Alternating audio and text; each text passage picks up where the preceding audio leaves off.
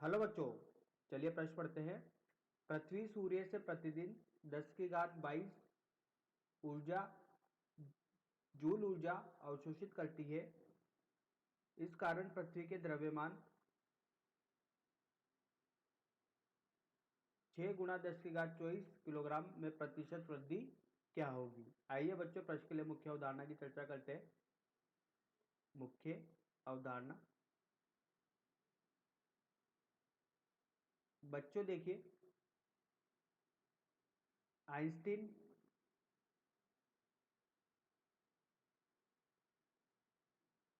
द्रव्यमान ऊर्जा समीकरण, वैज्ञानिक आइंस्टीन ने एक समीकरण प्रतिपादित की।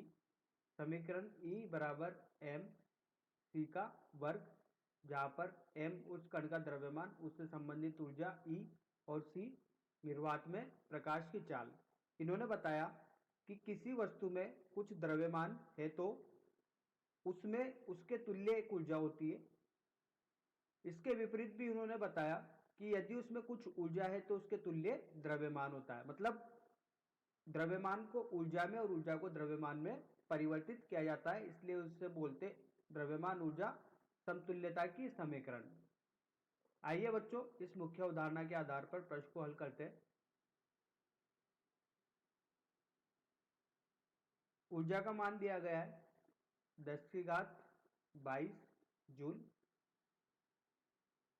और द्रव्यमान दिया गया है 6 गुणा 10 की घात 24 किलोग्राम। ये पृथ्वी का द्रव्यमान है। तो द्रव्यमान ऊर्जा तुल्यता समीकरण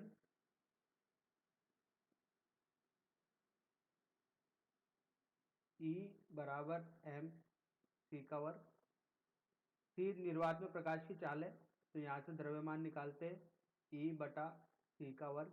E का मान 10 की घात 22, सी का मान 3 गुणे 10 की घात 8 मीटर प्रति सेकंड होता है, इसका वर्ग। तो यहाँ से 10 की घात 22 बटे 9 गुणे 10 की घात 16, ये 10 की घात 16 ऊपर जाएगा, तो यहाँ से अपन को मिलेगा 10 की घात 6 बटे 9। यहाँ से द्रव्यमान 10 की घात 6 में से एक घात आगे लेते हैं तो 10 बटे 9 गुणे 10 की घात 5 किलोग्राम।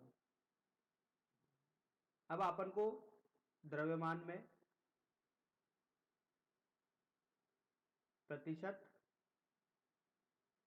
वृद्धि बतानी है, तो द्रव्यमान में प्रतिशत वृद्धि देखते हैं। जब 10 की घात 22 जूल ऊर्जा ग्रहण करता है तो द्रव्यमान इतना होता है। पहले द्रव्यमान 6 गुणे 10 की घात 24 होता है, तो प्रतिशत वृद्धि कैसे होगी, m बटे m गुणा 100, 100%।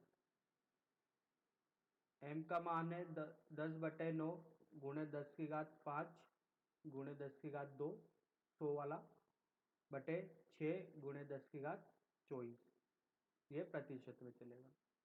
तो हल करते हैं, यहाँ पर 10 की घात 7 गुणे 10 बटे 9 गुणे 6 गुणे 10 की घात 24, हल करने पर मिलेगा 1.85 गुणे 10 की घात ऋण 18%। तो यही अपने प्रश्न का उत्तर है। इतना द्रव्यमान प्रतिशत वृद्धि होगा अगर 10 की घात 22 जूल ऊर्जा अवशोषित करता है प्रतिदिन सूर्य से। आशा करता हूँ आपको यह समझ में आया होगा। धन्यवाद।